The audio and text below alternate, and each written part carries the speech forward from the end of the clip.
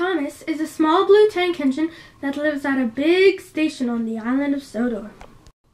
He has 6 small wheels, a short stumpy funnel, a short stumpy boiler, and a short stumpy dome. He is always shunting coaches and freight cars for Edward. Edward is a kind blue tender engine that shares the railway with Thomas.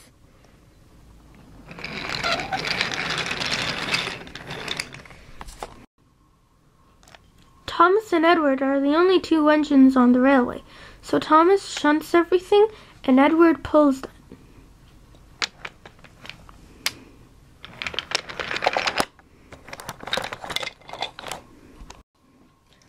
There's also Tuffy.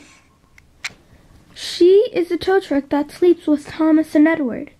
She is always there in case of emergencies and always explores the island, which is brand new by the way, to find more places for visitors to go and to build more rails. And every evening Edward comes home exhausted. Thomas will shunt the coaches and freight cars away. Tuffy comes home from exploring, and then they would return to Tidmouth Sheds, their home, where they would tell each other of the day's work and go to sleep. One night, though, Thomas was sad. Edward came in. "What's wrong, Thomas?" he asked. "Well," said Thomas, "you always get to go out on journeys on the main line, and I'll never go out of the yard. I wish I could and see the beautiful world."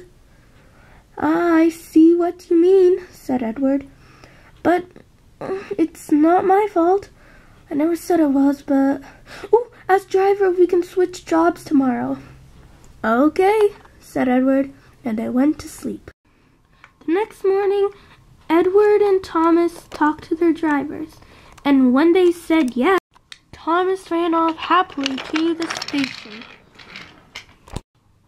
Edward quickly got Thomas's freight cars and coaches, and Thomas back down onto the heavy train. "Good luck," said Tuffy. "Oh, thank you," said Thomas. He was coupled to the train, and he set off.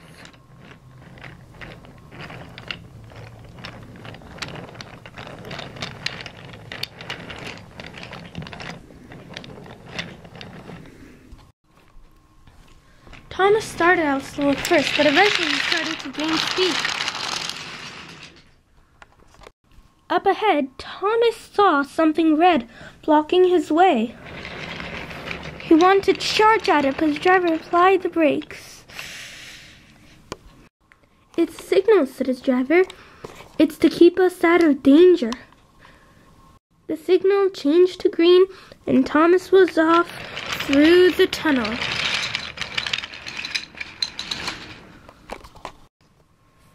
Thomas soon came to a big hill. "Oh boy," said Thomas, "this is tiring." And he slid back down to the bottom. He tried again, and this time the coaches and freight cars understood what he was doing, and they helped him up. Soon, they were almost at the top.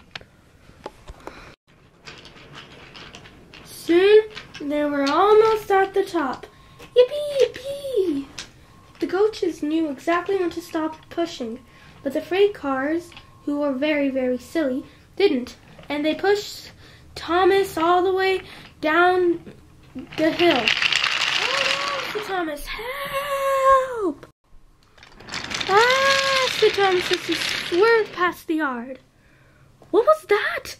asked Edward. "I don't know, but it looks like trouble," said Tuffy. Up ahead, the signal was red.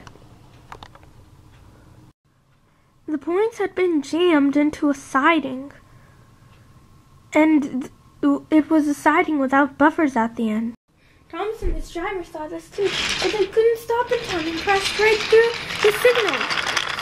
The signal twirled and twirled and twirled and twirled and twirled in the air and then landed on the track next to the points. But that didn't stop Thomas from going on.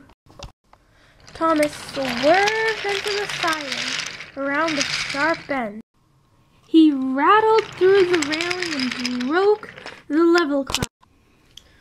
"Oh, horrors!" exclaimed Thomas, and he crashed through the fence, hedge, and onto the main line. Sir Topham Hatt, the director of the railway, came out of his office and told everybody to go to the crash site immediately. "Sir, okay, yes, sir, as soon as I finish shunting these trucks away." "Edward, there's not enough time." Okay, said Edward.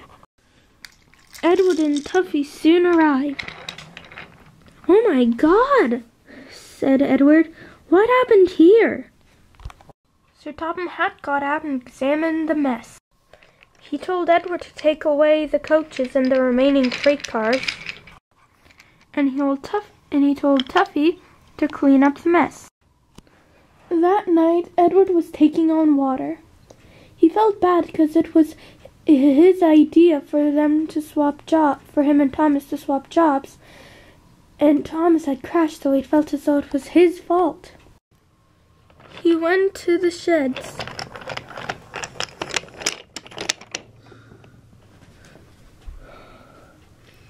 "I'm sorry, Thomas," said Edward. "Sorry for what?" said Thomas. That I offered to swap jobs." "Oh, it's okay. Anyways, it was my first time. I didn't expect it to go immediately well, actually, yeah, I did. But you would have known, a wise engine like you would have known I should at least try to know the risks of going on the main line next time when I'm ready." "Oh, okay. Thank you, Thomas." "Will you two please be quiet?" said Tuffy. "I'm trying to go to sleep. I'm really tired." "So am I. And me. I had to work really hard. Boy, who knew shunting was so hard?" "It is? You'll never know, Tuffy, since you're a road vehicle. And I do not like accidents." "Wasn't that your first accident?" "Face it, I'm only 10 days old." "Yep. And let me tell ya, never apply for a hook." And all three of them laughed and laughed and laughed and soon fell asleep.